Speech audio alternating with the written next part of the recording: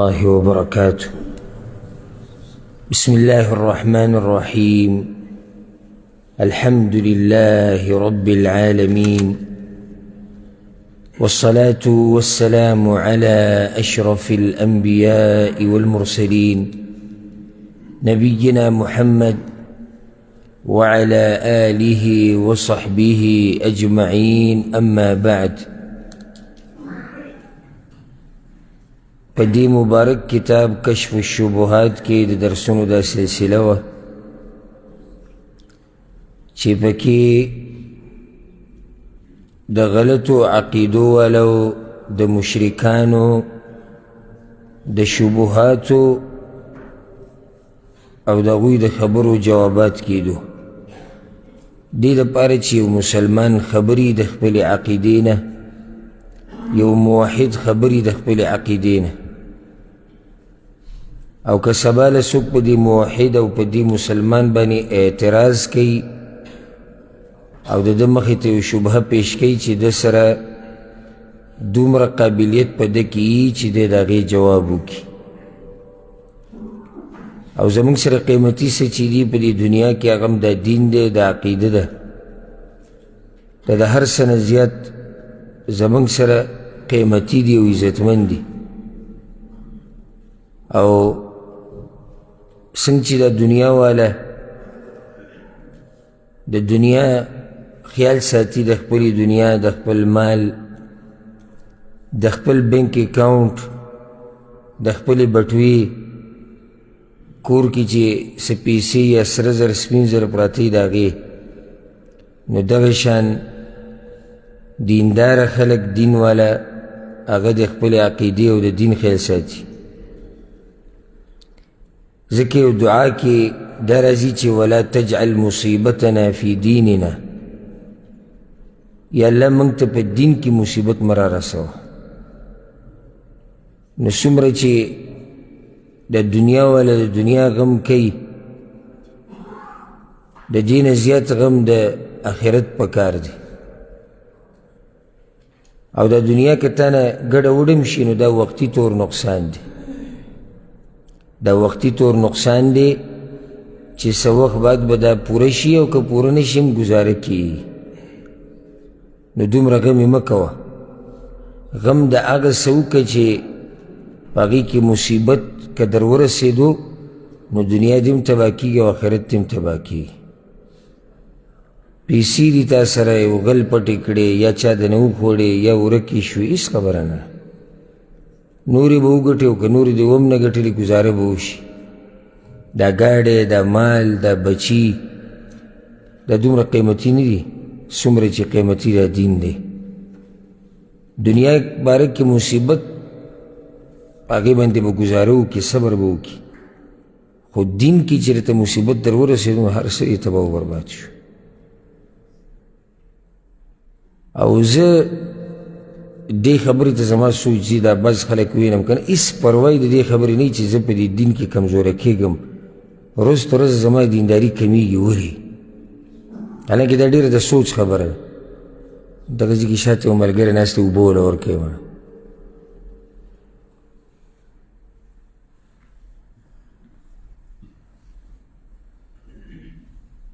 ورځ تر ورځه یو سړی سوچ وکړي چې زما د دینداري کمیږي. ولې؟ سی چل دا خو لوی نقصان دی. خلک په دیندارۍ کې ترقي کوي او موږ په دیندارۍ کې کمیږو، کمزوري کیږو. د دې غم په کار دی، د دې سوچ په کار دی. کله نا کله ګوره سړی په دیندارۍ کې کمیږي، یو ورځ پې داسې حالت راشي چې د دې دین نه والعیاذ بالله بلکل وځي او د دین پکې ختم شي. او څه د دې به څوک ماله ګرنټي راکړي چې زه به د مرګه پورې په دین باندې قایم یم. نو چې کله په دین کې ترقي روانه سړی خوشحاله یې، څه نه څه مطمئن یې. دا دین کې چې کله ترقي روانه، خو چې کله دې ولیدو چې په دین کې د کمی روان و که نه، او د نقصان طرف ته روان وي، نو بیا په ځان باندې ویرېږه او څه مو ویرېږه. دا معمولي خبره نه ده چې مخکې ته دینداره یې، اوس بېدینه شوي. مخکې به یې د مانځه خیال ډېر کوه، اوس لږ کې. مخکې به د علم شوق ډیر کو وس لږ کې، مخکې به تلاوت کو وس نه کې، مخکې به د ذکر او اذکار کول وس نه کې. د معمولي خبرې نه دي. ګورې دا ډېرې غټې خبرې، دا ډېرې د یېرې خبرې. که دا حالات داسې روانې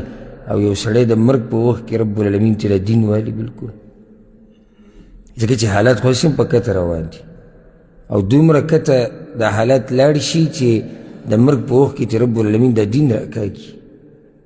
او دا دین ته والي. نو غټ غم، لوی غم، لوی سوچ، لوی فکر هغه د دنیا په باره کې مه کوئ، هغه د دین په باره کې کوئ. دا څومره سوچ چې تاسو د دنیا شروع کړی دی که نه، نو دې سوچ سره ځان خرابوئ، ځکه چې دنیا چې څومره الله ستا په نصیب کې لیکلي دی دومره به ته میلاوي. ورب الکعبه که پسې ځان مړ کړي که نه او ټوټې ټوټې کړي دومره به ته میلاویږي څومره چې الله لیکلي دی. هر چې دین دی دې کې به دا ډډه نه لګي چې الله کې لیکلي. الله تعالی اختیار در کړی دی، الله تعالی عقل در کړی دی، الله تعالی مشیت در کړی دی، الله تعالی لار د جهنم او د جنت واضح کړی ده. ته به محنت کې، کوشش به کې. ذکر الله په قرآن کې څه وایي؟ من كان يريد العاجلة عجلنا له فيها ما نشاء لمن نريد. څوک چې دنیا غواړي العاجله، دې ته عاجله ویلې الله. من كان يريد العاجله عجلنا له فيها ما نشاء لمن نريد. الله وی بیا د دنیا زه ورکومه د چا دپاره چې وغواړم او څومره چې وغواړم. دی نه دي ویلي چې د دنیا هغه سړي له دومره ورکوم څومره چې هغه منډه وهي او څومره چې هغه هرس کوي او هر چا ته ورکوم. نه نه، وی چا ته چې وغواړم هغه له دنیا ورکوم او څومره چې وغواړم دومره ورکوم. ومن أراد الآخرة وسعى لها سعيها وهو مؤمن فأولئك كان سعيهم مشكورا. او الله وی څوک چې آخرت غواړي او د هغې دپاره محنت او کوشش وکړي نو دغه کوشش ستایلی شوی دی. اوس دلته الله دا نه دي ویلي چې څوک د آخرت دپاره منډه ووهي نو دومره اجر وله موږ ورکوو چې چا ته وغواړو څومره چې غواړو. دی نه دي ویلي، لکه چې هلته خبره ستا د منډې سره تړلی شوې ده، ستا د کوشش سره تړلی شوې. څومره چې ته محنت کې دومره ته اجر میلاویږي. هر چې دنیا ده نو دومره څه کوو چې ګزاره پې کېږي، نور دا تا ته ګورې د تقدیر کې چې څومره لیکلی شوې ده د هغې نه ته زیاته نه میلاویږي. دویم نقصان دی د دنیا پسې چې سړی ډېر غم کوي که نه، خپل ژوند لنډ تنګ کړي، ژوند نه به مزې وانخلي. زه بر بر دې ملګرو ته دا خبره کومه او د دې دپاره کوم چې په تاسو مې زړه سوځي او هغه دا ویم چې ته د ژوند یو څو کاله دی په دې غمونو، سوچونو، فکرونو کې مه تباه کوه. څومره چې مزې اخیستی شي د شریعت په حدودو کې دننه د دنیا نه مزې واله او دینداري کوه. بیا چې لاړې لاړې ور بیا واپس راتله پکې نشته. یو سړی د شپېته او یا اتیا لسکم سل او سلو کالو پورې په دنیا پسې منډې منډې منډې منډې او هر څه یې هېر کړي دي او دین یې شاته غذار کړی او دی مړ شو. په دې زړه سېزل نه وي پکار. دنیا پسې منډې او دنیا نه یې مزې مو ونغېستې او آخرت یې هم لاړ ګډوډ شو. نو د دنیا دومره غم مه کوئ د حد نه زیات. څومره چې ورته ضرورت وي دومره یې کوئ، رب العالمین به دله ښایسته ژوند درکړي او ښه مطمئن به اوسئ. دا څوک چې په لږ عادت شي که نه او په لږه ګزاره کوي د ده ژوند ښایسته وي، ځکه چې داسې هم د لږې سره عادت وي. او دا چې غټې قصې کوي او دا وړی نه لګي او دا غریب متکبر یي که نه، د دې سړي ژوند ډېر ګډوډي ډېر ګډوډي ده. چې سره ته میلاو شي د الله شکر ادا کوه. او سبا الله مالک ته کوم الله اک رب را رزق راکړي کوم رب چې نن راکړی وما که رب به سبا رزق راکړي کوم رب چې نن رزق راکړی دی د اوسه پورې مال راکړی دی وما که رب به سبا هم رزق راکړي که ژوند دی. خبره مې دې پورې کوله اوږده شوه خو دا یو نصیحت و چې غم د دین په کار دی، ځکه که دا رانه ګډوډ شو نو هر څه لاړو ګډوډ شو. دا زموږ سره قیمتي څه دي. نو د دین د غم کولو یو طریقه دا ده چې ته دومره څه زده کړې که سبا له څوک څه شبهه پیش کوي یا څوک څه خبره کوي ستا د عقیدې په باره کې د قرآن او د حدیث په باره کې تا ته پکې شک پیدا کوي نو چې دومره کم سے کم تا سره یي چې ته د هغې جواب پې کولی شي او که جواب نشي کولی خو چې دومره څه د سره یي چې ستا زړه پې څه یي مطمئن وي هر سړی به راځي که علم د سره نه و او یقین او ایمان دې مضبوط نه و هر سړی به راځي تا به ګډوډ کوي څوک به راته څه وي څوک به څه وي نو د دقې خبرې دپاره دا درسونه روان دي چې موږ دومره صحیح زده کړو چې د خپلې عقیدې د دې توحید دفاع پې کولی شو په آخرني درس کې که تاسو ته یاد یو شبهه موږ ذکر کوله او د هغې د جواب هم صحیح څه شی و هغه دا شیخ رحمه الله وایي چې د دې مشرکانو سره یو بله شبهه ده هغه شبهه دا ده وایي دوی وایي چې پیغمبر صلی الله علیه وسلم دا خبره ذکر کړې ده چې قیامت په ورځ به خلک ځي په آدم علیه السلام پسې بیا په نوح بیا په ابراهیم بیا په موسی بیا په عیسی او بیا په پیغمبر صلی الله علیه وسلم پسې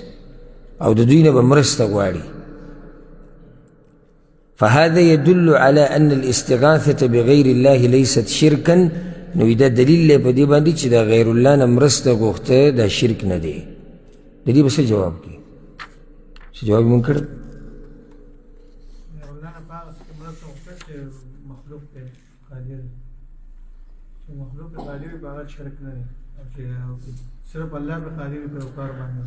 ښکلی جواب دی څه دلیل پیش دی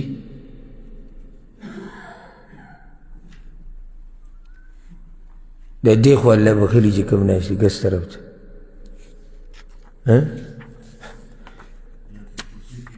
هسې لرې نه ځو چې تاسو ته چې د دین دا خو زه ښیم ستاسو سره ناست یم دلته زه به راته شبهه هم ووایم زه به ته جواب هم ووایم او که دا د باندې بهر څوک پېښ کړي بیا به څه کوئ شیخ صاحب خواله به رامنډه وایي موبایل به بیا لټوي واټساپ په کولاوی چې زه رابطه وکړم زر زر د دې جواب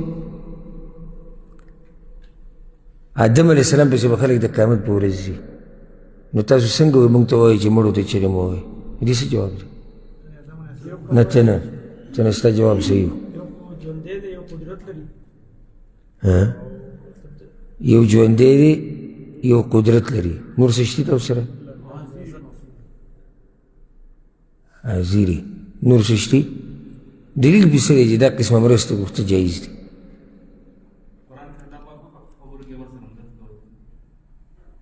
کېدای شي ښکلی کوشش دی دا ورور ګوره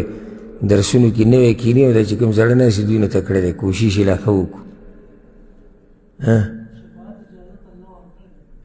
نه دلته خبره د مرستې د غوښتو ده د غیر الله نه د درې ملګرو جواب راکړو درې ونو د جواب صحیح دی دا چې کوم غري ناست دی په دوی کې بعض لا د شبهې په شړنګ هم یې پوه چې شبهه څه ده ځکه چې څو پورې ته په شبهه نه پوه شوې ته یې جواب نشي کولی حالانکې د دې جواب چې یو ماشوم پې صحیح پوه کړي که نه هغه هم جواب کوي په دې به خفه کېږئ نه ځکه چې زما دا کار نه دی هسې د چا صفتونه نه کوم یو ماشوم کې مې په دې باندې پوه کړي د اوه اتو کالو ماشوم مال راوله زه یې پوه کوم دی هم د دې جواب کولی شي دا دومره اسانه شبهه ده پاتې لا دا چې کومې تېرې شبهې ما ذکر کړي نو د هغې جوابات الله المستعان الله دې رحم وکړي د هغې باره کې خو د دومره ده چې بعض مؤمنانو به یادې کړي او د هغې جوابات به ورته هم معلوم وي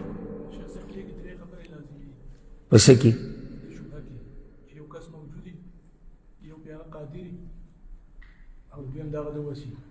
او خو صحیح شو دا خبره خو دې ملګرو واضحه کړه چې مرسته غوښته د هغه انسان نه چې هغه حاضري هغه ژوندی او د هغه په هغه کار باندې طاقت یې ده جایز دی نو که خلک د نوح علیه السلام یا نورو پیغمبرانو خواله د قیامت په ورځ ځي نو هغوی ژوندي دي او دغه ټیم کشتي حاضر دي او په دې کار باندې قادر دي دا خو صحیح شوه خو په دې څه دلیل دی چې ته مرسته غوښتی شي د یو انسان نه په هغه څه کې چې هغه ژوندی او حاضر او په یې قادر وي نه خو ته د هغې د وسیلې مسله بیانې په دې موږ دلایل ذکر کړي یو دلیل به موږ ذکر کړی ډېر معروف دلیل دی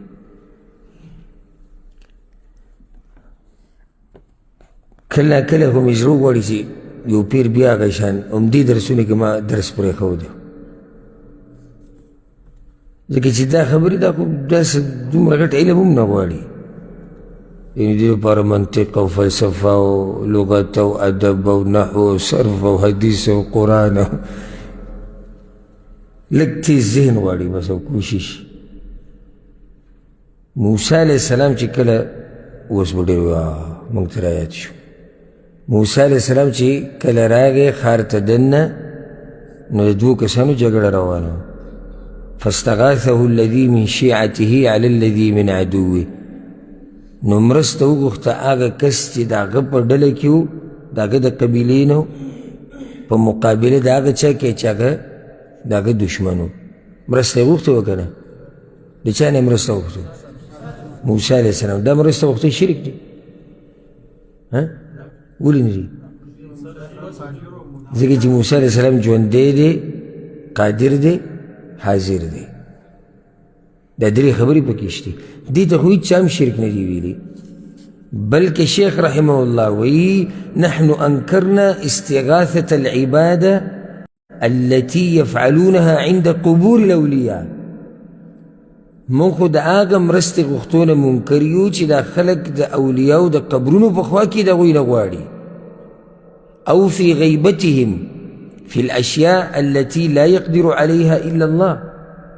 یا دغه اولیاء غایب دي په دې ځای کې نشتي او دوی ته په هغه څه کې مرسته غواړي چې صرف پې الله قادر دی مونږ خو یې د دې نه منکر یو اوس دا د مشرک په کم عقلتوب باندې دلالت کوي چې خبره د څه روانه ده او دې دلیل د کوم ځای نه پیش کوي او ځکه الله سبحانه وتعالی قرآن کې وایي مثل الذين اتخذوا من دون الله أولياء كمثل العنكبوت اتخذت بيتا وإن أوهن البيوت لبيت العنكبوت الله إذا زمان علاوه چې نور معبودان نیولي دي او د شرک په کارونو کې پراته دي د دوی مثال داسې دی لکه جولا چې ځان له کور جوړ کړي او په کورونو کې کمزوری کور هغه د جولا دی کمزوری کور او اکثر پکې په خپله دین ښه دي نو د دې مشرکانو سره دلایل هم نشتي یو غر ولي بل غر به ولي ځکه چې دلیل خو په هغه څه باندې چې هغه حقي صحیح دلیل نو د دوی د دلایل د دوی په زعم کې د دوی په ګمان کې د دلایل دی دا خو څه دلایل نه دي اوس ته رالي تا دا ووایې چې د الله نه علاوه را مدد شوي مخلوق ته چې مړي یا غیبي په هغه کار کې چې په هغې باندې صرف الله قادر دی دا شرک دی بل ته پسې راغی وی قیامت په ورځ چې به خلک د پیغمبرانو خوا راځي ولې هغه صحیح دي نو اوس دا خبره د څه روانه ده او د دې دلیل ته وګوره ستا خبره په مشرق ده او د ده په مغرب ده بیا شیخ رحمه الله وی اذا ثبت ذلك فالاستغاثة بالأنبياء يوم القيامة يريدون منهم أن يدعوا الله أن يحاسب الناس حتى يستريح أهل الجنة من كرب الموقف وهذا جائز في الدنيا والآخرة ويقول دا کما خبره چې دوی پیش کوي دی کې وایي د پیغمبرانو نه مرسته غوښته دي مطلب یې څه دی چې خلک به لاړ شي د دې پیغمبرانو خواله د دوی نه صرف دا غواړي چې دوی د الله ته دا ووایي چې حساب کتاب شروع کړي چې دا مؤمنان د دې محشر او د دې ودرېدو د دې سختۍ نه بچ شي دوی ته غواړي هم دا اوس په دې باندې پیغمبران قادر دي که نه دي چې د الله نه سوال وکړي ژوندي دي په هغه ځای کې ولاړ دي مخامخ دي داسې خو دې نه غواړي چې په هغه باندې صرف الله قدرت لري او نه یې د مړو نه غواړي او نه یې د داسې خلکو نه غواړي چې هغه په هغه ځای کې نشته بیا شیخ رحمه الله وایي چې دا خبره جایز ده په دنیا کې او په آخرت کې ان تأتي عند رجل صالح يجالسك ويسمع كلامك تقول له ادع لي ودا خو جایز دي چې ته د یو نیکعمله سړي خواله ورشې د نیکعمله سړی تا سره کیني پاسي ته او ستا خبرې اوري او ته ورته دا وایي چې زما دپاره دعاګانې غواړه د الله نه كما كان أصحاب رسول الله صلى الله عليه وسلم يسألونه في حياته لکه څنګه چې به صحابه کرامو پیغمبر صلی الله علیه وسلم ته په ژوند کې دا وي یا رسول الله زموږ دپاره دعاګانې وغواړه اوس پیغمبر صلی الله علیه وسلم ژوندی دی او په دې کار یې طاقت شته که نشتي؟ شتي چې الله نه دعاګانې وغواړي او په غزي کې حاضر دی. نو صحابه کرامو به دا دعاګانې غوښتې، مطلب دعاګانې غوښتې یعنی دعا د الله نه وغواړه زموږ دپاره. دا د صحابه کرامو طریقه وه او دا اوس هم جایز دي چې ته یو نیکعمله سړي ته دا ووایې چې زما دپاره د الله نه دعاګانې غواړه. خو دلته دا خبر هم نوټ کوي ورې، یعنی دې پیغمبرانو ته دا مؤمنان به دا وایي چې تاسو الله ته ووایئ چې حساب کتاب شروع کړي، تاسو الله ته ووایئ، دا نه چې هغوی ته ډایرېک ویلی دي. یو خو دوی په دې کار قادر دي، بل هغوی ته دوی دا درخواست کوي چې تاسو الله ته ووایئ چې حساب کتاب شروع کړي. او یو سړی قبر ته پروت دی وایي ما له بچی راکړه، یو خو دا قبر کې چې پروت دی دا مړ دی، دویم هغه ستا اوري نه، دریم هغه په دې کار باندې قادر نه دی. دا کار خو د الله په خصوصیاتو کې دی. او ځکه ما دا خبره تاسو ذکر کړې وه تېر شوي درس کې چې دا خبره یاده کړئ ډېرې مسلې به ته حل شي. د مخلوق نه مرسته غوښته په هغه څه کې چې په هغې باندې صرف الله قادري، دا ناروا ده. د مخلوق نه مرسته غوښته په هغه څه کې چې صرف پې الله قادري. ښه د مخلوق نه مرسته غوښته په هغه څه کې چې هغه پې قادري، په شرط د دې چې هغه موجود وي، ژوندی بیا جایز دی، هېڅ خبره نه. لکه ته یو سړي ته یې ماله اوبه راوړه، ته یو سړي ته یې ماله قرض راکړه، یو سړي ته یې زما په تشي په خېټه درړې دوایي راله راکړه، دا خو جایز دی بلکل. نو دا خبرې ته وګوره او هغه خبرې ته وګوره. بیا مخکې وایي چې واما بعد موته فحاشا وكلا انهم سألوه ذلك عند قبره بل انكر السلف على من قصد دعاء الله عند قبره فكيف دعاؤه نفسه. وی ګوره پیغمبر صلی الله علیه وسلم چې ژوندی و ډېر حدیثونه په دې باندې دلیل دی چې دا صحابه کرام د پیغمبر خواله راغلي دي، ورته یې ویلي دي زموږ دپاره د الله نه دعاګانې وغواړه.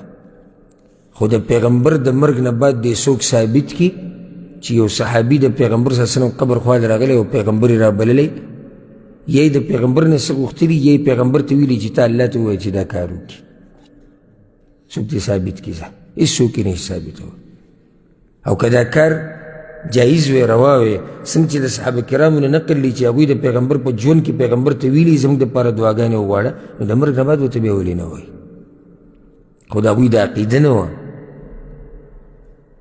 د هغوی د عقیده نه وه، ځکه چې د عقیده غلطه ده. او دلته مسله مخې ته راغله د وسیلې منځ کې. وسیله ګوره په دوه قسمه ده، یو جایز یو ناروا. جایز وسیله هغه ده چې شریعت د هغې اجازت ورکړی. وسیله په عربۍ کې څه ته وایي؟ اول ځان په دې باندې پوه وکړئ. وسیله دې ته وایي یو شی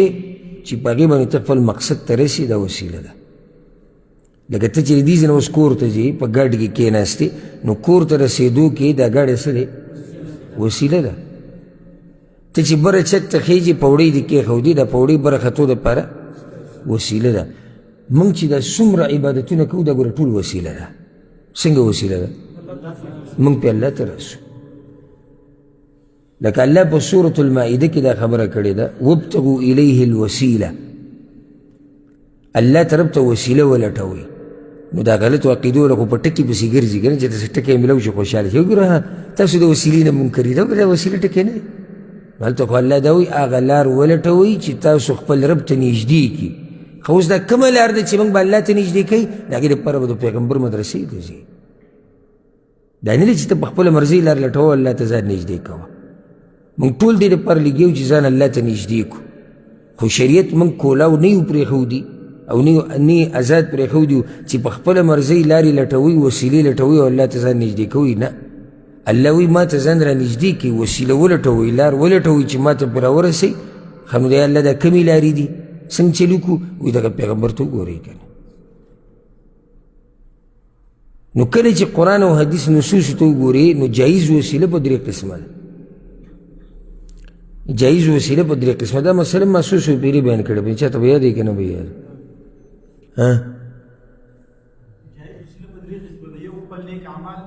نیک اعمال الله ته وسیله کول،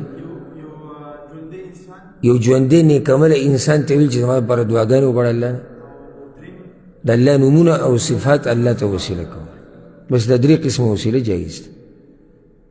انشته د الله نومونه الله ته وسیله کړي د الله صفات الله ته وسیله کړي ولله الاسماء الحسنى فادعوه بها په دعا کې د الله نومونه لري او الله ته وسیله کړي دا جایز دي دویم خپل نیک عمل وسیله کول الله ته لکه دې کې قصه مشهوره ده چې هغه درې کسان چې غار کې نښتي هغوی درې وړو خپل نیک عمل وسیله کړو لکه ته الله ته دا وایي چې یا الله ما د ماسخوتن د مونځ ستا د رضا دپاره وکړو نو یا الله ما وبخه یا الله زه تا نه یریږم یا الله په ما باندې رحم وکړه یا الله ستا د راضي کولو دپاره مې هغه پلانې عبادت وکړو یا کومه یا الله ما نه راضي شه دا جایز دی یو خو په دغه دلیل دی او قرآن کې هم په دې باندې دلایل شته ها درېیمه جایز وسیله نیک عمله سړي ته ویل چې زموږ دپاره د الله نه دعاګانې وغواړه خو چې نیک عمله سړی څه ژوندی او حاضري په دې دلیل یوسف علیه السلام رونو د یوسف علیه السلام پلار ته خپل پلار ته یعقوب علیه السلام ته څه ویلو وی موږ خطا شوي یو زموږ نه غلطي شوې ده فاستغفر لنا زموږ دپاره د الله نه بخانه وغواړه او صحابه کرامو نه هم ثابت دي چې یو بل نه دعاګانې غوښتلي دي مطلب د دعاګانو د غوښتلو مطالبه یې کړې ده یو بل نو دا درې قسمه وسیله جایز ده د دې نه علاوه دا وسیلې چې ای الله د پیغمبر د مخه مې وبخه او د پلاني د حقه مې وبخه او د پلاني د لاسه مې وبخه دا ټول ناروا کارونه دي دا ټول څه دي ناروا کارونه ځکه چې نه دي ثابت د پیغمبر صلی الله علیه وسلم نه د صحابه کرامو نو ځکه شیخ رحمه الله دلته وایي د صحابه کرامو نه بعد دا نه دي ثابت د صحابه کرامو نه د پیغمبر صلی الله علیه وسلم د مرګ نه بعد دا نه دي ثابت چې هغوی د پیغمبر د قبر خواله ته دي او هلته یې د هغه نه غوښتنې کړي او که څوک دا دعوه کوي چې ثابت دي دا ګز او دا میدان دا ګز او دا میدان راشه ثابت دي که څوک دا په صحیح دلیل کې موږ ته دې وښیي یا د قرآن نه یا د حدیث نه یا د صحابه کرامو نه چې د هغوی دا طریقه وه چې هغوی به د مړو خواله قبرونو له تلو د هغه هلته به یې چغې وایلې څوک دې موږ ته وښیي نو اوس پخپله به کې دننه دا خبر راله چې ته د مړي د قبر په خوا کې چغه نشي ویلی نو د لرې نه به ورته بیا څنګه قبر چغه روا شي چې د مړي د قبر په خوا کې ته چغه ووایې مړی نه اوري نو له لرې دا اوري نه اوري او دا ټول خلک یقینا په تاوان کې دي دا غلطو عقیدو والا څوک چې د مړو ته رامدد شو او په دې کې موږ د اولیاء الله ګستاخي نه کوو مخکې شبهه تېره شو چې شیخ رحمه الله وایي چې تا ته به ډېر خلک وایي چې اولیاء الله خو د الله دوستان دي دا موږ منو چې هغوی د الله دوستان دي نیکان خلک دي خو الله تا ته دا نه دي ویلي چې ته د اولیاء الله بندګي کوه ده ته ته الله نه دي ویلي د اولیاء الله قدر او احترام کوه خو د پیغمبر یا د الله مرتبې ته مه رسوه دغه خو د اولیاء الله ادب نه دی دغه خو ګستاخي ده د الله د پیغمبر او د اولیاء الله الله سبحانه وتعالی په قرآن کې دا خبره ذکر کړې تاسو اوس مانځه کې دغه آیتونه به اورېدلي مې که څوک پرې پوه شوی الله وایي يدعو من دون الله ما لا يضره وما لا ينفعه ذلك هو الضلال البعيد دوی رابلي د الله نه علاوه هغه څوک چې نه وله فایده ورکولی شي نه وله نقصان ورکولی شي الله وایي دا لرې ګمراهي ده او غټه ګمراهي ده چې دوی پکې پراته دي يدعو لمن ضره اقرب من نفعه الله وی دوی چغې وایي هغه چاته چې د هغه نقصان نږدې دی دوی ته د فایدې ورکولو نه مخکې الله وایي چې نه فایده ورکولی شي نه نقصان اوس وایي نقصان ورکولی شي هغه نقصان یې دا دی چې ګټه خو ستا په لاس نه راځي دا کوم خلک چې پراته دي د قبرونو ته او یا دې مړو ته رامدد شوي یا دې بزرګانو ته اولیاء الله ته چغې وایي ګټه خو د دوی په لاس نه راځي دا خو یقیني خبره ده خو تاوان یې پکې دا وکړو چې د دې د لاسه دی مشرک شو او مشرک چې په شرک باندې مړ شي همیشه لپاره جهنم ته لاړ نو ځکه الله وایي هغه تاوان یې نږدې دی د ګټې نه، هغه تاوان یې نږدې دی د ګټې نه. لبئس المولى ولبئس العشیر. دا بد ملګری دی، بد عقیده ده، بد نظریه ده، غلطه نظریه ده چې څوک کوم د الله نه علاوه مخلوق ته را مدد شوی په هغه څه کې چې په هغې باندې صرف الله قادر. پیره بابا را ورسي، لوی ځوان را ورسي، یا علی مدد، یا فاطمه مدد، یا رسول الله مدد، یا زینب مدد، یا حسین مدد، یا حسن مدد. دا ټول هغه کارونه دي او هغه چغې دي چې هغه ناروا دي او دا د دلیل دی په دې باندې چې د دې سړي عقیده ګډوډه ده. په ګاډو باندې به لیکلي یا الله یا رسول الله، د جومات په محراب کې به لیکلي یا الله یا رسول. ته څنګه پیغمبر صلی الله علیه وسلم ته د مرګ نه بعد چغې وایي؟ کله چې پیغمبر صلی الله علیه وسلم وفات شو، دنیا نه لاړ، هغه خو سلا اوري زمونږ. هر که څوک کوي چې درود ورته رسي او ملایکې ورته رسي، د هغې دپاره یو خاص دلیل لاګلی دی، ته په هغې باندې خو نورې مسلې نشي قیاس کولی. خو دغه یو خاص مسله ثابته ده چې درود زمونږ دا ورته هم الله رسوي د ملایکو په واسطه باندې. او دلیل په دې خبره دا دی چې پیغمبر صلی الله علیه وسلم زمونږ خبره نه اوري، که چېرته اورېدی نو د ملایکو دې واسطې ته پکې ضرورت نه راتو. خو چې د ملایکو واسطې ته پکې ضرورت راغی، معنی دا چې پیغمبر صلی الله علیه وسلم زمونږ چغې نه اوري. تر دې چې د پیغمبر صلی الله علیه وسلم قبر خواله ورشي که نه، قبر خواله او خوا کې ولاړې او په هغه سلام واچې، نو هغه ډایرکټ ستا د سلام دا ورته الله رسوي، د طاقت الله ورکوي هغه له چې تاله بیا د دې جواب درکړي. لکه چې حدیث کې راځي چې پیغمبر صلی الله علیه وسلم وایي چې څوک هم په ما درود ووایي نو الله ما ته روح را واپس کړي، نو زه سلام زه د هغې جواب ورکوم. الله ما ته روح را واپس کړي، یعنې الله ته محتاج دی. د طاقت ور څوک ورکوي؟ ډول الله ورکوي. نو چې یو مخلوق الله ته محتاج دی، ته څنګه بیا هغه ته پروت او هغه ته چغې وایي؟ او ما هغه مخلوق چې هغه پیغمبر صلی الله علیه وسلم دی، تا ته دا لار ښوولې ده چې همیشه خپله رابطه هغه د الله سره ساته. نو نه دې د پیغمبر تابعداري وکړه او نه دې د الله ومنله،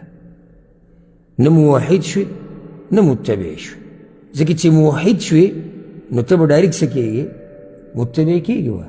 ځکه چې ته چې را موحد یې خو قرآن پسې روان او د پیغمبر صلی الله علیه وسلم په حدیثونو پسې روان. او چې کله د عقیده د توحید خلاف وه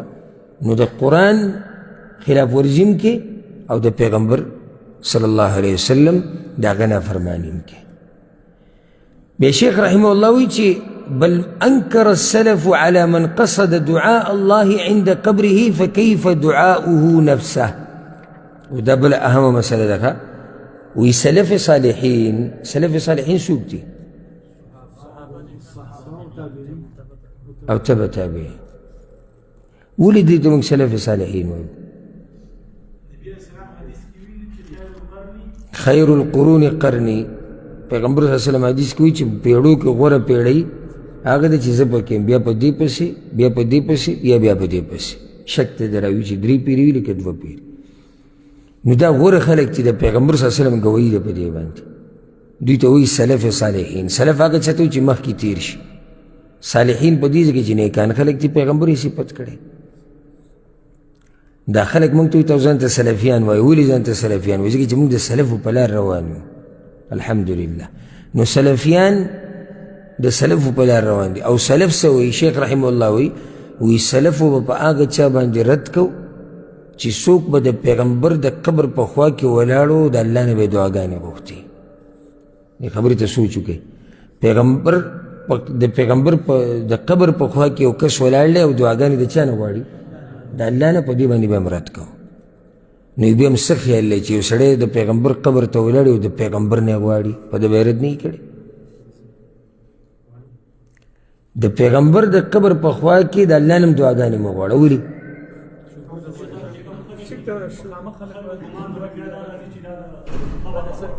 یو نقصان دا دی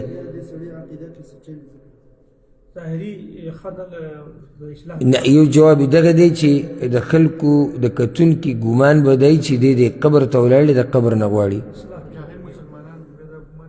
جاهل مسلمانان به ګوري چې دا جایز دي.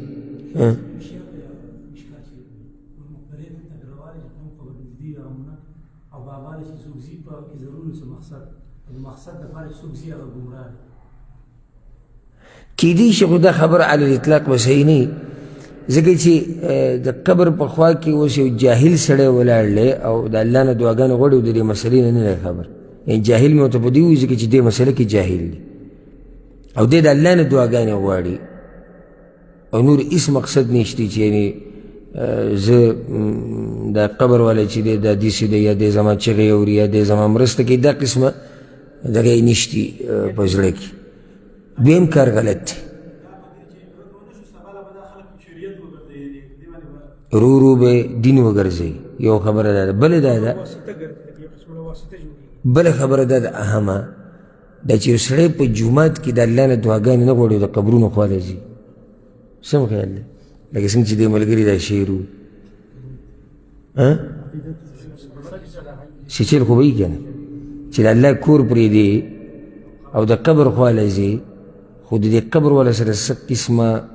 څه تعلق شته که نه. صحیح دی نن دی دا وایي چې زما دغه تعلق نه دی، زه د نه نه غواړم، خو ورو ورو د تعلق به دغې ته ورسي، ورو ورو به د تعلق دغه ځای ته ورسي. ځکه یو مولانا صاحب په پاکستان کې مقرر دی، ملا خو نه دی، هغه دا خبره کړې وه چې د پیغمبر د مور قبر له چې زه ورغلم هلته چې ما ته کوم سکون میلاو شو دا ما ته په کعبه کې دننه هم نه دی میلاو شوی. اوس یو سړی دا وایي چې ما ته د الله په کور کې سکون نه میلاویږي او د قبر په خوا کې میلاویږي، خو پوه شي چې عقیده کې هسې چل دی. ځکه چې یو سړی د الله کور له راشي چې هغه د عبادت ځای دی، هغه د جړاګانو ځای دی، هغه د دعاګانو ځای دی او دلته دې ته سکون نه میلاویږي او دلته دې دعاګانې د الله نه نه غواړي او ځي دې قبرونو خواله، نو خو دې قبرونو سره یې عقیده تړلې ده، څه نه څه کشتي که نه. که دې دا وایي چې نه زه مشرک نه یم او زه د شرکي عقیده صحیح ده، نن ستا شرکي عقیده نشته خو ورو ورو به دې جوړه شي. نو ځکه شریعت دا دروازه بالکل بنده کړې ده، شریعت دا دروازه بالکل بنده کړې ده چې نقصان ونه رسي چاته، چې مخکې داسې نه څوک لاړ شي او بیا په شرک کې واقع شي. علي بن الحسین رحمه الله چې دا د حسین رضی الله عنه نوسی دی، زوی دی، او د علي رضی الله عنه څه دی؟ د علي رضی الله عنه نوسی دی. دی یو کس ولیدو چې د پیغمبر صلی الله علیه وسلم د قبر سره یو چون و په هغې کې به ورننوتو دعاګانې به یې کولې، نو لاړ او هغه یې منع کړو د دې نه، وایي دا کار ستا ناروا دی. نو سلف صالحینو به په هغه سړي باندې هم رد کوو چا چې به د پیغمبر د قبر په خوا کې د الله نه غوښتنې کولې، هغه هم منع کول. دا مشرکان چې دي یا د قبر پرست خلک دوی د خاورو په دې ډېري انتهایي مینې، دا خبر ما مخکې هم ذکر کړی، سخت دوی مینې په قبرونو باندې. او ځکه دا چې کله د بهر نه راشي بهر ملکونو نه دوی، نو دومره کوشش د حرم مکی نه وي، دومره کوشش د طواف د عمرې د دې نه وي لکه څومره کوشش چې مدینې ته راتګي. وجه دا چې مدینه کې څه دي؟ قبرونه دي. دا دې نه وایي چې پیغمبر دی پکې، دوی دې نه وایي دغه خلک. ولې؟ ځکه چېرته دوی حقیقي په پیغمبر باندې مین وی نو دوی عقیده به هم داسې اوسم چې د پیغمبر صلی الله علیه وسلم، خو دوی د پیغمبر سره محبت نشته، د دوی محبت د دغه خاورو سره دی، د دغه قبرونو سره دی چې دا خاورې مو وسټلې او دا په ځان ولګولې، بس دغه دوی مطلب دی، دغې دپاره لګیا دي. والحمدلله الله سبحانه وتعالی په دې ملک باندې د موحدینو حکومت راوستی دی چې د لرې نه ورته دغه خلک ګوري او ارمانونه کوي خو نږدې څه نشي کولی. او ما به خپله لیدلي ډېر، ما به خپله لیدلي هلته چې یعنې دا زړې راډکي، زړې راډکي د څه نه؟ څنګه زړه راډکي؟ یعنې دا وی چې یا الله بس ورک کړي ته دا خلک چې دا قبر ما ته حواله شي او چې زه پې هغه کاني وکړم چې څه مې په زړه کې راشي. او ځکه ما یو پیر د دې صوفیانو په اقسامو کې دوی کې چې کوم صوفیان هغه سخت قبر پرسي د هغوی یو نظم مې اورېدو پښتو کې نو په هغې کې دا خبره کړې وه چې یالله ورک کې دا وابیان د پیغمبر د دې قبر نه وی دوی نه پرېږدي منګه د پیغمبر سره محبت ته. دا خبره غلطه ده. ته کوم ځای کې سلفیانو اهل حدیثو موحدینو د پیغمبر سره د محبت نه منع کړی دې خبرې ته ګوره څومره غلطه ده. زمونږ خو دعوت هم دا دی چې د پیغمبر سره محبت وکړه خو ورسره دا جمله لګو چې محبت وکړه خو د شریعت په حدودو کې دننه. دوی وایي چې دا جمله ورسره مه وایه. یعنې تاسو دا وایي چې د پیغمبر سره محبت وکړه څنګه چې کولی شي. نه څنګه چې کولی شي خبره نه ده. پیغمبر سره محبت وکړه خو د شریعت په پولو کې او په حدودو کې دننه د پیغمبر سره محبت وکړه. نو راشي ډېر د پیغمبر صلی الله علیه وسلم د قبر ته داسې دا خوارې سترګې اړې راړې دا خړې او د شین ګنبد ته او بیا داسې ورشي د بقي د مقبرې ته هلته د قبرونو ته ګوري راګوري او دا زړه ډېر تخنیک را تخنیکي خو هلته موحدین په ولاړ جوړه قیدې هم نه شي. او هلته دا قبرونه د صحابه کرامو دا قبرونه دي چې بې شماره په سوونو صحابه کرام په دې بقي کې پراته دي خو د یو قبر بقي هم نه دی معلوم سوای د هغه کسانو نه چې چاته پته علما پوهه هلته داسې ملګري شتي او یو پیر زه ورغلی وم نو بعضو ملګرو چې هلته مدینه کې اوسېږي علماو هغوی ما ته ښه قبرونه وښو د پلاني صحابي د پلاني کم چې پکې معلوم دي او په سند سره خبر راغلی ده. خو د حکومت به سره څه چل وکړي د عوامو نه ټول ورک کړي دي. نو چې کله دوی ورشي موږ لیدلي دي که نه زه هغه خبره کوم چې کومه ما لیدلې چې ورشي او په کوم قبر باندې داسې سکاڼی پروت یا داسې علامات چې داسې لږ زوړ ښکاري چې داسې معمولي زوړ ښکاري بس پرېوځي پې چې لږ زوړ ښکاري څوک خو وایي که نه نو حکومت ورسره څه چل وکړو. اوس نوی کار یې دا کړی څوک چې نه وي تللی هغه به لیدلي څوک چې نږدې وخت کې بقۍ ته تللی هغه قبرونه چې د شکل نه زاړه ښکارېدو هغه هم تازه کړو. هغه قبرونه چې د شکلونو نه ظاهره کې زاړه ښکارېدو هغه یې د برې نه څه کړو نوي کړو. څنګه داسې نه یې نوي کړي چې بیا که نه له پاسه پې د کاڼي ور واچول او خاورې پې لږې ور واچولې نو هغه چې اوس ته هغه نورو قبرونو ته وګورې کوم چې شاته نه وي او دې ته وګورې هغې کې فرق نه وي. داسې دې دپاره دا ټول خبره دې دپاره روانه ده چې شرک ته لار کولاو نه شي او دا لار بنده شي. ما یو ورځ یو کس ولیدو پنجابی و او زه داسې عربو ملګرو سره مخکینۍ خبره ده مدینې ته تلي نو هغه د دې قبر نه د یو قبر نه خاوره راواغسته او خولې ته یې واچوله تېره یې کړه او بیا ورسره ماشومه لور و هغې له یې ورکړه هغې مو خوړه او بیا د هغې په سر ودوړوله او بیا یې پکې تیلۍ ته ور واچوله. نو بیا پسې زه ورغلم خبرې اترې مو سره شروع کړې هغه خو اول ما ته کتو که زه عربی یم ما ورته ویل نه زه پاکستاني یم اردو کې مو سره خبرې شروع کړې ما ته وایي چې تا علم کوم ځای کې کړی ما علم سره ستا څه کار دی مسله ته موږ بیانه کړه وایي نه علم دې کوم ځای کې کړی ما علم خو ما دلته کړی او بیا صحیح دی بیا صحیح ده. دا په شریعت کې شته چې علم په سعودي عرب کې وکړي دا جدا دی چې پاکستان کې وکړي جدا دی چې افغانستان کې وکړي جدا دی. موږ ټول مسلمانان یو یو قرآن دی یو پیغمبر دی خبره بدله څنګه شو که نه. اوس بعض پکې دا وایي دا مې نقطې ته اشاره وکړم چې کله ته ملک کې ورته ووایې که نه چې لکه د سلفیت عقیده او د موحدینو او د اهل حدیثو دا وګوره سعودي عرب کې هم دا خلک ډېر شي دي وایي نه د سعودي عرب هغه جدا دي او د پاکستان هغه چې دي هغه څه دي هغه جدا دي. د سعودي عرب سلفیان جدا دي او د پاکستان هغه جدا دي. د سعودي عرب هغه جدا دي د افغانستان هغه جدا دي د سعودي عرب هغه جدا دي د انډیا هغه جدا دي. چا ویلي جدا دي؟ زما ټول سبقونه دلته ویلي دي. ها فقهي اختلاف دی او عالم سره راته دا جدا مسله خو نظریه خو دقه یو ده عقیده خو هم دقه یو ده توحید ده نو خبره مې دې پورې راواغسته چې دا قبر پرست خلک په څه میني؟ په قبرونو باندې، په خاورو باندې انتهایي میني. بیا چې د حمزه رضی الله عنه قبر له ورشي نو هلته یې تیم دیوال چاپېره کړی دی او بیا په هغې کې شیشې لګولي دي. مخکې به په دې کې که تاسو ته یاد وي مخکې دا صرف یو جنګله و، شیشه پرې نه وه. یاد درته څوک چې مخکې تلي نو هغه د یارانو به څه چل کوو، دوی به دننه خطونه ورګزارل، دننه دې ته به دننه پیسې ورګزارلې.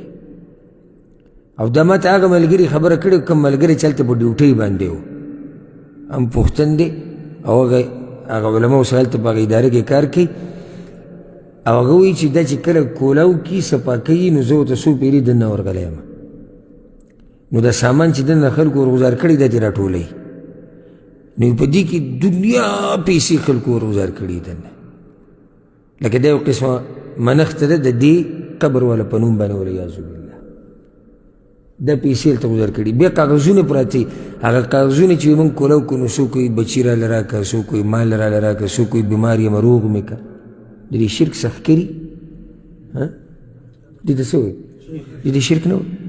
چې حمزه رضی الله عنه وفات شوی دی، دنیا نه تللی او یو سړی ورته چیغې وایي چې ماله بچي راکړه. یو مړي ته چیغې وهل، ګوره د مخالفاتو ته څو مخالفتونه یې کړي دي. یعنی یو مړي ته چیغې وهه هغه چا ته چې هغه اوري نه، او بیا مطالبه د هغه څه چې په هغې باندې صرف څوک قادر دی؟ الله پې قادر دی. بیا زه یو پورې دغه جوماتونو له تللی وم، دا په مدینه کې چې د خلکو مشهور کړي د اووه جوماتونه او خلک به تلو مانځل او پراته به ول، هغه هم الحمدلله حکومت چې هغه بند کړي دي. مسجد نبوي ته ومانځلی نه تلو څوک. ګورئ یاد دي تاسو کوم خلک چې لږ مخکې تلي مسجد نبوي ته ومانځلی څوک نه تلو. اولنی نیت به دا و چې چېرته به ځم، اووه جوماتونه به ځم،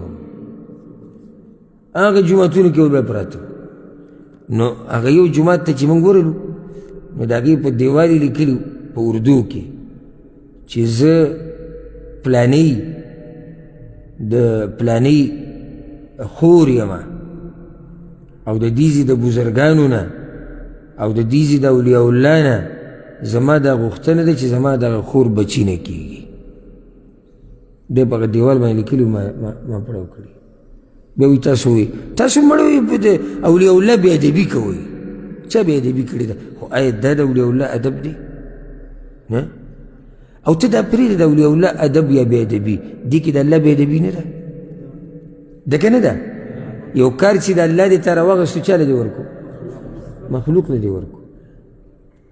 نو دې سره غم نشي چې د الله بې ادبي او چې د اولیاء الله ګستاخي وشو. هېچا ګستاخي د اولیاء الله نه ده کړې. منګه څومره چې د توحید درسونه کړي او دا زاړه پرېږده، دا کشف شبهات دی کتاب باره کې به خبره وکړو. څومره درسونه چې موږ کړي دیږي، چېرته تاسو زما د خولې نه داسې ټکي اورېدی چې به کې د اولیاء الله ګستاخي؟ بلکې دې درسونو کې موږ دعوت ورکړی چې د اولیاء الله څه کوئ؟ ادب او احترام کوئ. خو دا خو نه دی چې ته او دومره ادب او احترام یې وکړه چې د چا مرتبې ته ورسې، د الله مرتبې ته ورسې او بچي ته غواړي. ځکه یو کس خبره کوله، هغه د کلي خبره کوله، زموږ والد صاحب ته الله دې وبخي، وی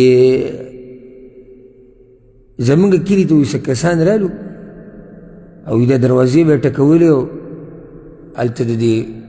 چې کوم دي چې وایي دا د پلاني بابا نمسی دی یا دی په میاګانو کې دی یا په مولیانو کې دی، نو بعضو له پکې ښه مخصوص د هغوی دغه دانې چې هغه هغوی له هر وخت هغه به ورکې، دا برخه به لازم ورکې. ولې به ورکې دا برخه؟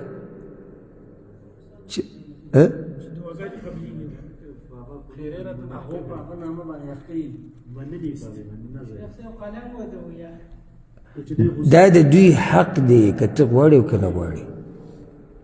دا د دوی ستا په مال کې څه دی؟ حق دی. نو هغوی دا کسان ګرځېدو را ګرځېدو وایي زه دغه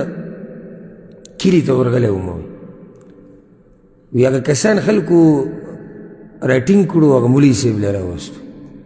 جومات. وی هغه مولوي صاحب ورته ویل چې لکه تاسو څه کوئ دلته؟ ستاسو څه کار دی؟ وی هغه وایي چې جي مونږ اولاد ورکوو خلکو له. درې څلور کسانو وایي مونږ اولاد ورکوو، مونږ اولاد والو. وی هغه ورته چې دا کار خو پخوا د الله نه تاسو د کله ناوله کړی بیا که داسې حق رانه ولاړ وي که د نن نه بعد مې دلته ولیدې که نه نو داسې هلته سره کوم چېرې سره کړی ورک کېږي مونږ بچي ورکو بچي ورکو خو د الله کار دی تاسو څوک یې چې بچي ورکوو او دا نظریې ګوره د اوسه پورې ښه په زور شور سره وي نږدې وخته پورې ګورې اوس هم بلکل ختمې شوي نه دي خو الحمدلله ډېر خلک پوه شوي دي کنه خلک به هم دقه قبرونو له تلو او دې باباګانو له به تلو او دا نظرانې به وي دا منښتې به وي او دا غوښتنې به وي که نه داسې نه وه دې زیارتونو له به خلک د لرو لرو نه تلو دا د پلاني بابا زیارت ته د پلاني بابا نو په زیارت کې کوي څه دی دی په دې زیارت کې کوي څه خو دقې دپاره ځي که نه چې هلته څه وغواړي ماله دا وکړو مال بیا د دې قبر نه بیا به داسې په شا را روان شي دا چې وي د دې ادب او احترام دی او چې کله مولیان راولګي دې طرف ته دعوت ورکوي مولیان نو عوام به په څه باندې بیا پوه شي زموږ په ملک کې ګورې داسې ډېر مولیان شته چې د هغوی عقیده هم د دې قبر پرستۍ ده او د دې تصوف ده دې طرف ته دعوت ورکوي بلکې دی ښه ښایسته کاروبار دی زموږ نه خفه په دین دي چې د دوی د لاسه زموږ کاروبار څه شو هغه یې خراب شو خلک پوه شو نو الله دې زموږ په حال باندې رحم وکړي ولهم شبهه اخرى خو دوی سره یو بله شبهه ده اوس دا شبهه ډېره عجیبه ده هغه شبهه دا ده وهي قصة إبراهيم عليه السلام او هغه قصه ده د ابراهیم علیه السلام لما القي في النار کله چې ابراهیم علیه السلام وغورځولی شو اور ته اعترض له جبرائیل علیه السلام في الهوا نو جبریل علیه السلام هغه ته په هوا کې را مخامخ شو کله چې ابراهیم علیه السلام گزار کو اور ته نو څوک مخې ته راغی جبریل علیه السلام مخې ته راغی ورته وی الک حاجه ما ترې څه ضرورت شته جبریل ورته وویل ابراهیم علیه السلام ورته اما الیک فلا تا ته مې هېڅ حاجت نشته زما ضرورت الله ته دی او ځکه په هغه ځای کې دا جمله ویلې وه حسبي الله ونعم الوکیل پیغمبر صلی الله علیه وسلم کله چې اور ته وغورځولی شو په دې لاره کې دا ذکر وي حسبنا الله ونعم الوکیل دا قصه دا کومه چې دی چې ابراهیم علیه السلام پسې جبریل لاګ او دا ورته وایي دا امام ابن جریر الطبری په خپل تفسیر کې راوړی ده او امام بیهقي په شعب الایمان کتاب کې دا واقع راوړی ده امام ابن عساکر د دمشق په تاریخ کې هم دا واقع راوړی ده ښه دوی څه وایي دا اوس قصه ذکر شو تاسو واورېده که نه وایي چې فلو كانت الاستغاثة بجبرائیل شرکا لم يعرضها على ابراهیم علیه السلام که چېرته د جبریل علیه السلام نه مرسته غوښته شرک وی نو د دې مرستې پیشکش به بیا ابراهیم علیه السلام ته نه و کړی پوه شوئ که چېرته د جبریل علیه السلام نه مرسته غوښته شرک وی نو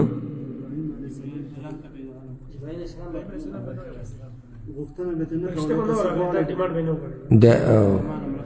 ابراهیم علیه السلام ته به بیا پیشکش نه وی کړی اوس یې پوه شو که بیا درته ووایم دا شبهه ده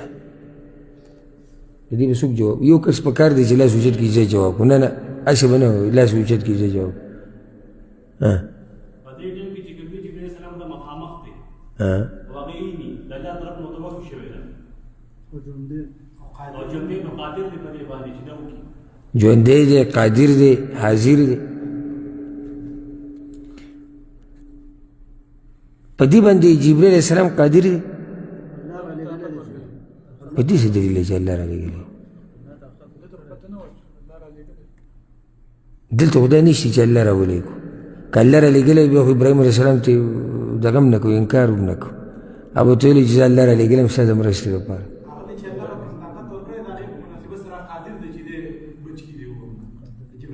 څه دلیل دی چې جبریل سره دا طاقت شته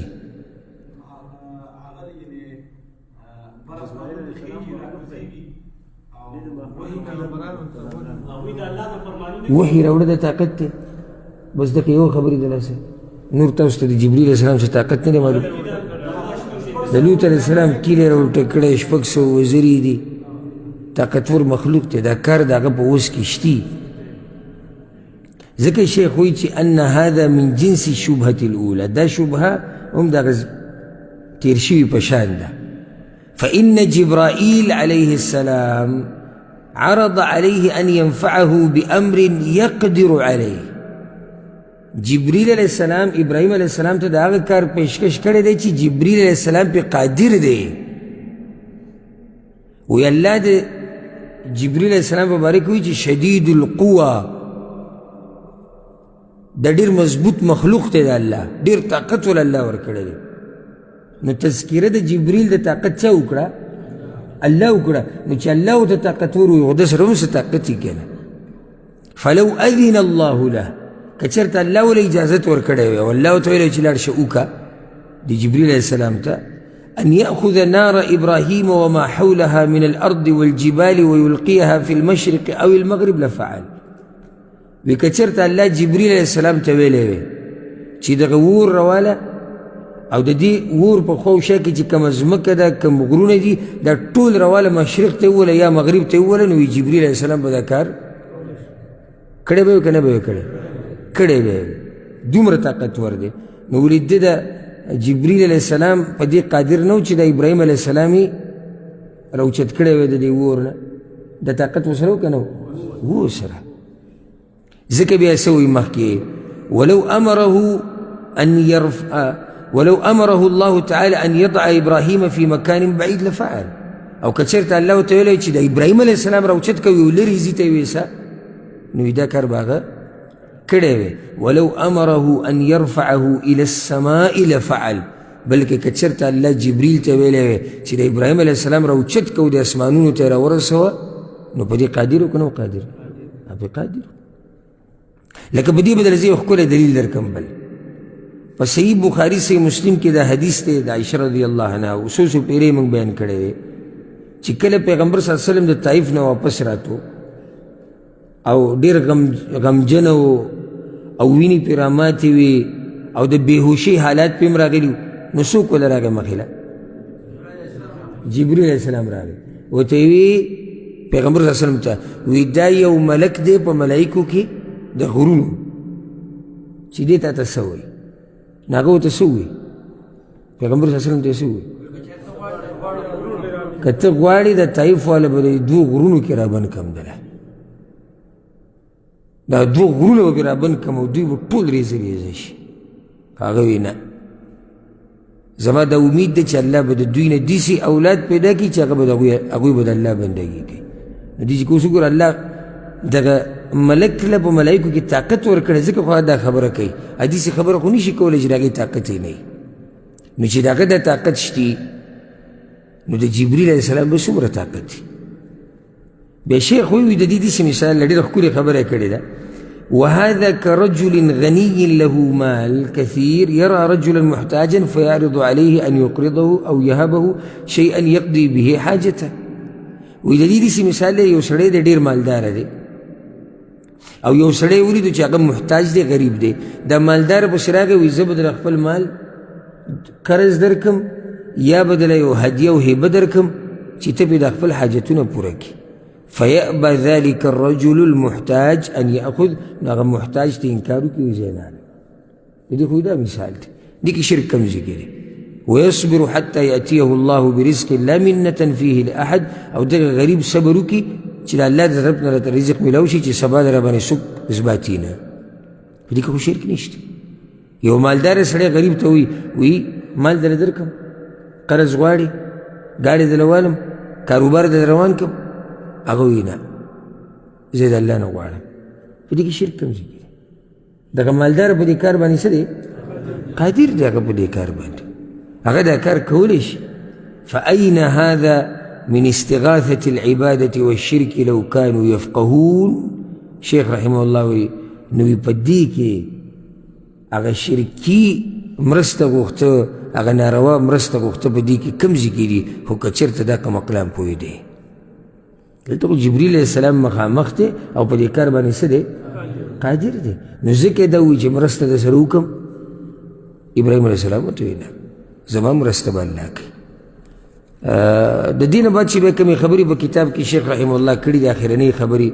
او هغې ابتدا داسې کې ولنختم الکلام بیا خبره به ختمه کړو په دې باندې دا به پرېږدو ځکه دا ډېرې اهمې خبرې دي او اخرنۍ خبرې دي په دې کتاب کې دا به روان درس ته پرېږدو الله سبحانه وتعالی دې موږ پوه کړي په قرآن او په حدیث باندې او الله سبحانه وتعالی دې موږ د مرګه پورې په توحید او په سنتو باندې مضبوط ساتي هذا والله أعلم وصلى الله وسلم على نبينا محمد وعلى آله وصحبه أجمعين